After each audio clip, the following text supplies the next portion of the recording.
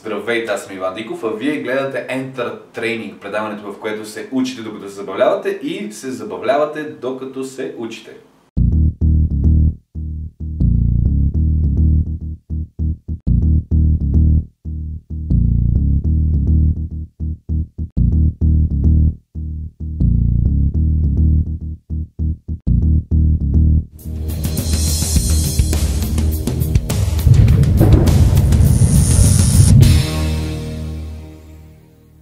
Първата тема, която ще разглеждаме в Enter Training, е темата за презентационното майсторство. Всяка една от нашите теми ще ги разглеждаме по 5 епизода. В 5 такъв дори ще имаме и специален гост, така че не ни пропускайте. В първи епизод ще започнем с дефиницията на това, що е то презентация, както и ще разгледаме развитието на презентацията в времето. Ако отворим тълковния речник, може да видим, че всъщност дефиницията за думата презентация, там стои самото действие на презентиране, близко до ума. Ако погледнем всъщност на английски, ще видим, че to present, да презентирам, означава също така тази дума и да правя подарък, а също така означава настояще. До някъде може с една английска игра на думи, so I presently present my present, да кажем, че в настоящите дни правим подарък на нашите слушатели на едно идейно ниво. Проследявайки развитието на презентациите назад във времето, то може да се сети, може би, за най-първите проявления от древните духовни водачи, които буквално в презентациите, както я знаем в днешния формат, са презентирали, по-скоро са пеели пред голяма група от хора.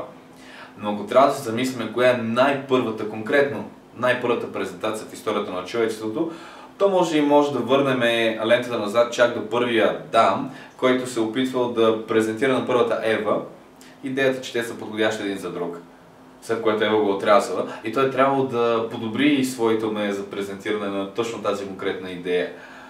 Нещо, което наследниците на Адам и до ден днешен всъщност все ще се опитваме да усъвършенстваме.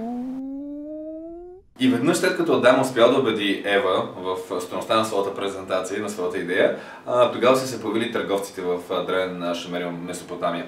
Шегувам се, разбира се, между тези две събития има поне 2-3 години разлика.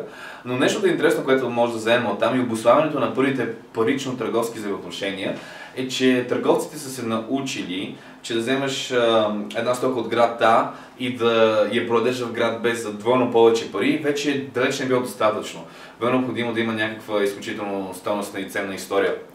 Като, например, много модерните по това време продукти, лампа като тази на Аладин, които за една конкретно която се говорило, че тогавашният султан обявил невероятна награда за този, който може да му донесе тази лампа, която е била пазена от тогавашния най-голям звяр по тези земи, ламята, и щял да му даде ръката на своята дъщеря и половината си богатство, което е било толкова скъпо, че се оценявало колкото другата му половина от богатството.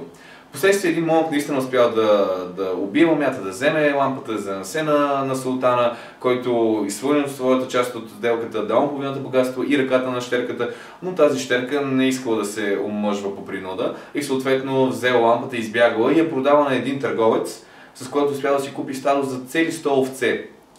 Или поне търговецът така твърди, но факт е, че той продал тази лампа след това на един друг човек, точно защото е измислил тази изключително интересна история, която е инкорпорирал в продукта. С други думи, поуката може да кажем че колкото по-добре презентираме, толкова по-добре ще позиционираме не само дадена идея, даден продукт, ами всъщност дори и себе си на всеки един пазар, на който се намираме. Което ми напомня за моя приятел Хрисимир, който преди известно време всъщност консултирах да се намери по-добра работа и той успя и получи една заплата, която е доволна в сравнение с средните стандарти за България. И като негов приятел, естествено, почнах да се шегувам с факта колко тази заплата е хубава и измислих цяла поредица от серията да наречените Хрисимир е толкова богат смешки. Реших да споделя с вас, нашите зрители, във всеки епизод по една такава смешка. Започвайки от първата, а именно Хрисимир е толкова богат, че когато някъде на планета Земя някой човек си плати кредитната вноска, на момента Хрисимир получава SMS. Вие получихте ново плащане.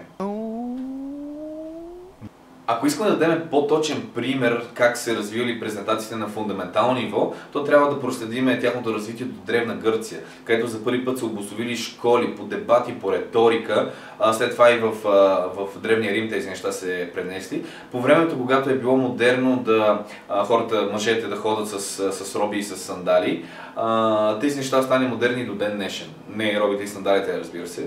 Всъщност сандалите, за съжаление, също са модерни на някои места, но риториката и дебатите също дори до ден днешен се изучават в нашите университети.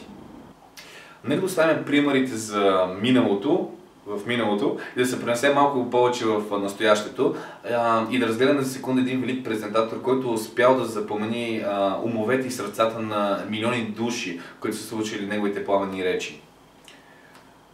Естествено, това не е реален пример. Роналдиньо, може би, колкото и да е харизматичен и чаровен, всички дами биха потвърдили, не е най-великият презентатор. Един интересен факт за него, между другото, не знам дали знаете, но след като му залезе голямата кариера в Барселона и той отиде в Милан и нададе 20 кг там, официално възстановиха името от Роналдиньо на Роналдундио.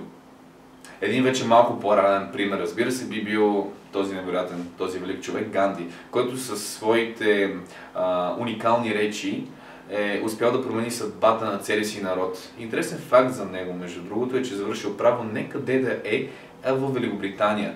Именно страната, от която всъщност се е борил той да освободи Индия.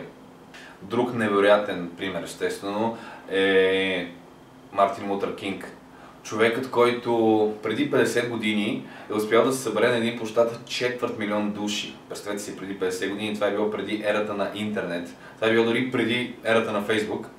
Да събереш толкова много хора на едно място и да имаш това силно въздействие със своята реч. Имам една мечта, I have a dream. Нещо, което и до ден днешен всъщност се изучава от хората, които се занимават професионално с публично говорене. Ето ви един друг пример от бизнес средите.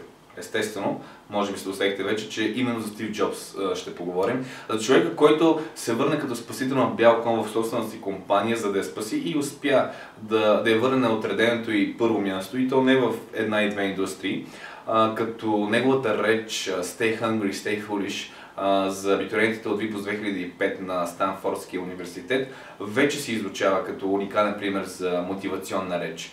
Нещо много интересно за Стив Джобс е, че един час негова презентация той е подготвил цели 90. Смятате наистина за какво майсторство и за какъв перфекционизъм говорим от страна на този човек. Позволете ми да ви дам един последен пример от съвремето на един голям презентатор, оставил следа след себе си. Шегувам се, разбира се, не смятам, че моето име е редно и моята снимка да седи редно от тази на Ганди и Стив Джобс. Но пък и също като Мартин Лутър Кинг, аз имам една мечта, именно да спомогна за модернизацията, по-скоро за еволюцията на българската образователна система. И веднъж като успеем да направим това нещо и като имаме значителни резултати, защо да спираме? Ще продължим за цяла Европа, целия свят и Марс след това. Аз бях Иван Диков, даже все още съм, а вие гледахте първи епизод на Enter Training, предаването, в което се учим докато се забавляваме и обратно. Ако това, което сте видели, ви е харесало, то абонирайте се за нашите канали в VBOX и YouTube, за да не изпуснете следващия епизод. Ако искате да получите допълнителни интересни материали по темите, които ще разискваме, или да оставите своите коментари, то може да го направите на нашата Facebook страница. Ако сте физическо или юридическо лице и имате нужда от частна консултация, то може да се обърнете към мен посредством моя LinkedIn профил. Благодаря за вниманието, лек и усмихнат ден!